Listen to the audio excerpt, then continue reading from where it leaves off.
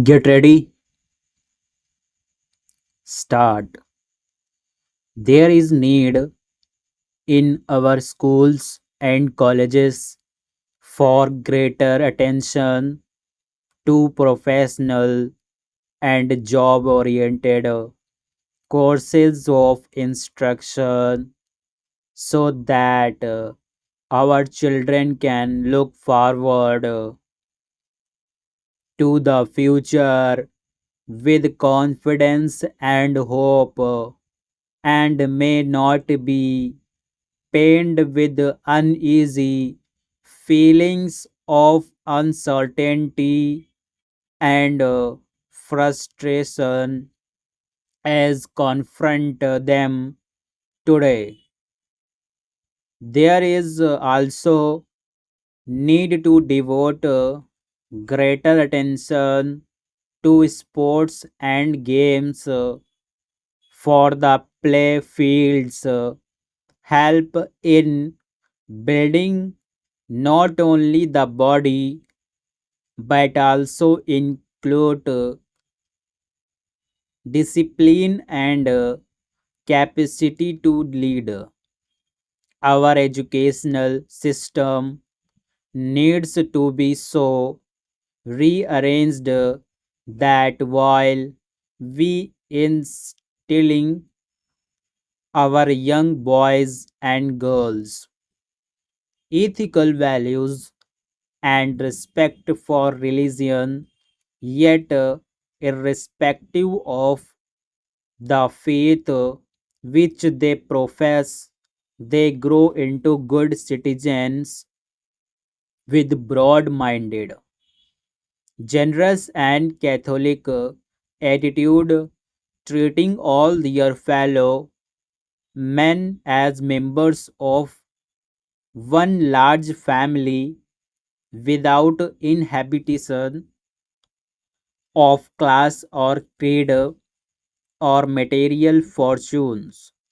For a vast country like ours, with many languages, many religions, and in a sense, many cultures, education must help to bring about a synthesis of them all and foster a sense of togetherness and thereby contribute to national integration and harmony.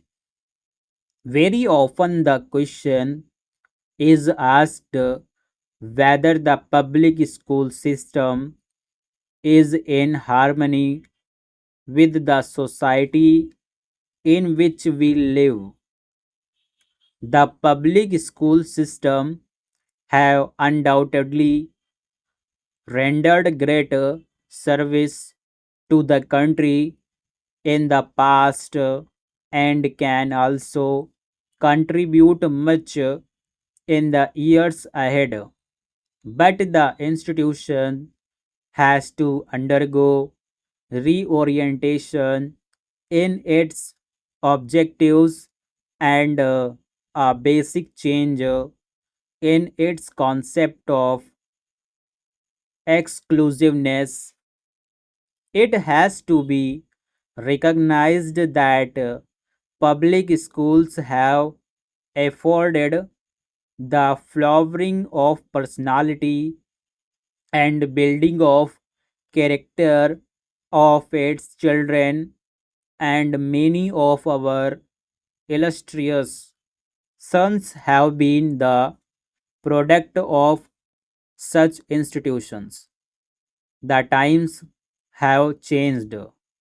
If the public system is to continue and prosper and be meaningful, and I would go further, if it has to have any place in our society, it must ensure that admission of students is not restricted only to those who come from the affluent strata of society and who can afford to spend lavishly. The intelligent and deserving students, irrespective of their social and financial status, must find an opportunity for admission to these institutions. To be precise and practical, firstly, a certain percentage of admissions should be reserved for a bright students of less fortune parents, and secondly, a certain percentage should also be earmarked for average students of the so called common people. We have vast talent like untapped in our sprawling rural backwaters, and this talent must be harnessed for the overall good of the country. The country is facing many problems, but there are many opportunity as well. Stop.